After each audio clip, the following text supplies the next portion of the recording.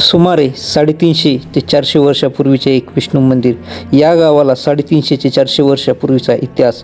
याच गावामध्ये असलेल्या बारवेमध्ये माणसांची लटकवलेली मुंडकी आणि एक प्राचीन घडी. याच गावामध्ये असणारे भैरवनाथाचे मंदिर आणि एक प्राचीन विष्णू मंदिर. मी कृष्ण सावंत. एका नवीन व्हिडिओमध्ये मी स्वागत करतो. तर आज आपण आलो आहे पुणे जिल्ह्यातील बारामती तालुक्यातील वडगाव निंबाळकर हे गाव आहे. बारामतीपासून साधारणपणे 20 किलोमीटर अंतरावरती असणारे एक गाव आहे. अतिशय सुंदर आणि शांततेतलं गाव आहे. तर या ठिकाणी ऐतिहासिक ठिकाण आहे. तर या ठिकाणी आपल्याला एक उलटी लटकवलेली मुंडकी बारव आहे. त्याचप्रमाणे या ठिकाणी ऐतिहासिक निंबाळकरांची गडी देखील आहे. त्याचप्रमाणे विष्णूंचं मंदिर शांत ठिकाण आहे. अशी तिन्ही ठिकाणं मी आपल्याला एकाच व्हिडिओमध्ये मी दाखवणार आहे. तर अतिशय सुंदर असा आजचा व्हिडिओ होणार आहे. या व्हिडिओमध्ये आपल्याला हे ठिकाणं संपूर्ण पाहायला मिळणार आहे. तर हा व्हिडिओ आपल्याला नक्की संपूर्ण पहा. अतिशय सुंदर असं हे ठिकाण आहे. तर चला करतो व्हिडिओला सुरुवात. वडगाव निंबाळकर पुणे जिल्ह्यातील बारामती तालुक्यात असणारे एक छोटेसे गाव. या गावाला देखील अनेक वर्षांचा लाभलेला इतिहास. या गावामध्ये येऊन पोचताच आपल्याला एक ऐतिहासिक अशी प्राचीन गडी पाहायला मिळते. तर अतिशय सुंदर आणि भव्य दिव्य अशी असणारी निंबाळकर घराण्याची ही गडी आहे. तर याची रचना देखील अतिशय सुंदर आहे. खाली आपल्याला दगडाविटांचे काम पाहायला मिळते व दरवाजांवरती देखील अतिशय सुंदर असे नक्षीकाम पाहायला मिळते. तर आपण पाहू शकता की दरवाजावर असलेले अतिशय सुंदर असे नक्षीकाम आपण पाहत आहोत. निंबाळकर घराण्याचा इतिहास हा मध्य प्रदेशपासून धार येथील असणाऱ्या संस्थानापासून सुरुवात होते. निंबाळकर घराण्याचा मूळ पुरुष फलटण तालुक्यातील निंबळक या ठिकाणी निमराज परमार यांच्यापासून सुरुवात होते. निमराज परमार यांच्या कालांतराने फलटण या ठिकाणी यांचे संस्थान निर्माण झाले व निंबाळकर घराण्याच्या एकंदरीत 27 शाखा निर्माण झाल्या व काही शाखा महाराष्ट्रात व काही शाखा महाराष्ट्राबाहेर देखील आहेत.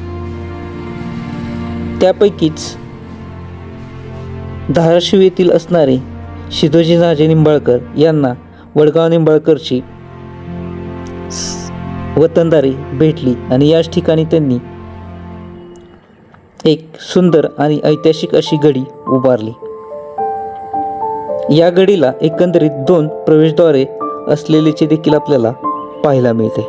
वडगाव निंबाळकर येथून पानिपत युद्धासाठी 40,000 सैन्य पाठवल्याचे देखील आपल्याला सांगण्यात येते.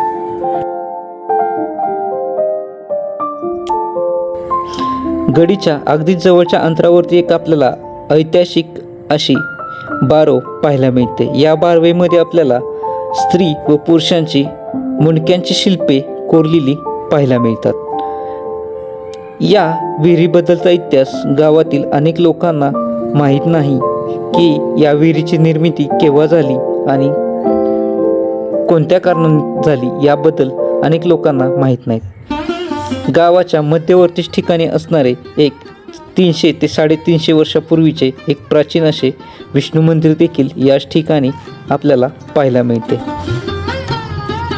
प्रवेशद्वारातून आत प्रवेश करताच आपल्याला तुळशी वृंदावन आणि आतमध्ये प्रवेश केला की आपल्याला सुंदर असे लाकडावरती नक्षीकाम केलेले पाहायला मिळते. मंदिर परिसर अतिशय सुंदर आणि शांततेने आहे. मंदिर परिसरामध्ये देखील अनेक देवदेवतांचे मंदिरे पाहायला मिळतात.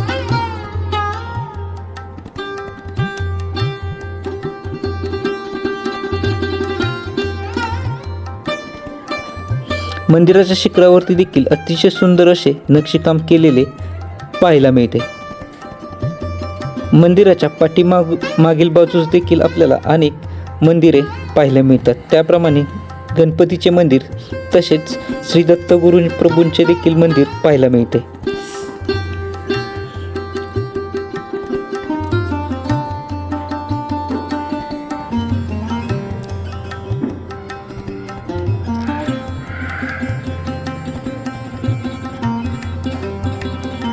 त्या शेजारी दुर्गा मातेचे मंदिर देखील आपल्याला पाहायला मिळते.